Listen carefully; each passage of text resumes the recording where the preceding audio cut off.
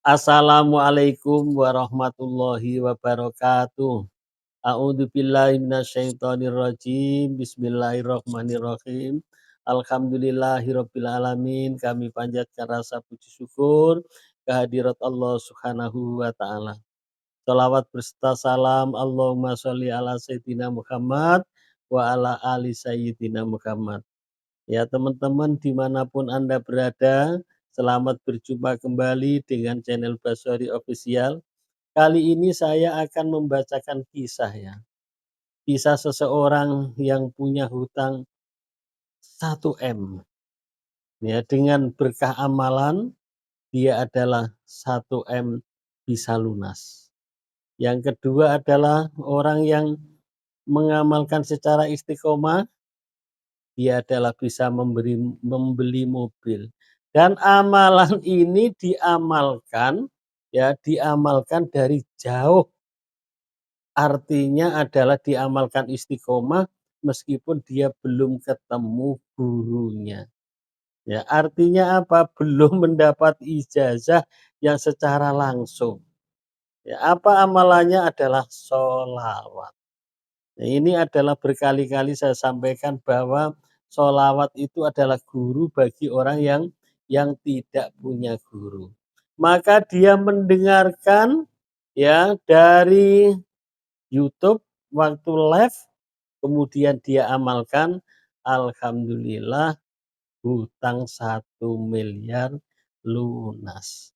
Nah, kisah selanjutnya, sebelum saya lanjutkan kisah ini, saya doakan kepada teman-teman semuanya dimanapun Anda berada, semoga Allah Subhanahu wa taala selalu memberikan sehat walafiat, panjang umurnya, dimudahkan rezekinya, tentram keluarganya, istiqomah ibadahnya, dilunaskan hutangnya, amin, amin ya robbal alamin.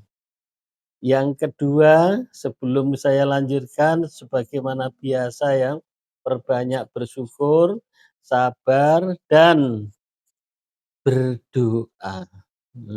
Selalu berdoa memohon kepada Allah Subhanahu wa taala. Doa itu adalah perintah, ya perintah dari Allah, ud'uni astajib lakum, mintalah kepadaku, niscaya akan aku berikan. Dan semua doa adalah dikabulkan oleh Allah Subhanahu wa taala semuanya. Kalau tidak dikabulkan secara langsung di dunia, akan dikabulkan di akhirat besok, diberikan di akhirat besok. Begitu pula kalau tidak diberikan di akhirat dan tidak diberikan di dunia, berarti adalah untuk menghapus kesalahan kita, dosa-dosa kita, atau akan memperingan apa yang terjadi di hadapan kita, semua musibah dan lain sebagainya. Itu dengan berdoa, maka berdoa itu adalah dikabulkan oleh Allah Subhanahu wa taala. Ud'uni astajib lakum. Kalau sekarang belum nampak dikabulkan, ya belum nampak hasilnya, tunggu di akhirat besok. Ya maka besok di akhirat itu ya di dalam kitab diterangkan bahwa besok itu ada kiriman hadiah. Nah, ini hadiah yang tidak kita sangka-sangka taunya diberikan. Nah, inilah hadiah doamu waktu di dunia baru diberikan sekarang. Maka rajinlah berdoa. Ayo tulis doanya. Yang ingin punya rumah, yang ingin rezekinya lancar, yang ingin lunas hutangnya, ayo ditulis di kolom komen di bawah ini. Yakin bahwa doamu akan diijabah oleh Allah Subhanahu wa taala. Ya. Tulis dan jangan lupa ditulis sholawat terlebih dahulu. Semoga Allah Subhanahu wa taala cepat mengijabah. Jangan bilang, "Ini hutang saya pun masih utuh." Lah kok katanya diijabah doa kita? Bukan semata-mata uang datang bluk, bukan begitu. Diberikan kemudahan oleh Allah, diberikan hati yang lapang, diberikan ketenangan, itu merupakan terkabulnya doa kita ya. Yang dulu kalau orang nagih hutang marah-marah sekarang tidak marah itu merupakan pemberian Allah Subhanahu wa taala. Dan yang perlu diingat kembali ya, bahwa semua ujian ini adalah diberikan oleh Allah sesuai dengan kemampuan kita. Dan juga ingat ya, bahwa sesudah tiada yang sifatnya itu adalah kekal di dunia ini. Tidak ada yang selamanya susah tidak ada. Yang selamanya itu senang tidak ada. Nah, itu memang selamanya hujan tidak ada, selamanya panas juga tidak ada. Jalan naik terus ya tidak ada. Ya itu memang sunnatullah. Maka yang sekarang baru diuji, hutangnya banyak, tunggu saja besok lunas hutangnya, tinggal bahagianya ya. Lunas lunas hutangmu itu. Ya susah sekarang, iya susah, tapi sesudah susah akan senang, itu memang sunnah seperti itu, sunatullah. Nah, sahabat-sahabat saya lanjutkan ya, bahwa ada seseorang yang dari ini tidak saya sebutkan ya, ada namanya ini, yaitu dari Pekanbaru. Artinya dari Riau, bahwa dia cerita di depan Gus Ikdam, nah di depan pengajian Gus Ikdam, dia cerita bahwa orang tuanya itu adalah anggota dewan dan dia nyalon lagi. Kemudian dia adalah tidak jadi yang kedua itu. Nah, kalah begitu ya, tidak jadi. Dengan tidak jadi dia nyalon yang kedua itu yang memang dia sudah anggota dewan, yang kedua itu dengan tidak jadi, maka dia punya hutang sampai 1 M. Maka karena dia mengikuti pengajian Gus Ikdam terus, fadilah membaca sholawat, ya sholawat nariyah, sholawat Jibril, alhamdulillah didawamkan oleh anak dan istrinya anggota dewan itu tadi yang tidak jadi adalah alhamdulillah lunas tinggal 100 juta. Ya, jadi dia belum pernah jumpa sama Gus Ikdam ya, belum pernah jumpa terus minta ijazah belum, ya baru nengok di live terus diamalkan. Nah, itu Gus Ikdam kan banyak, tidak hanya sholawat apa saja.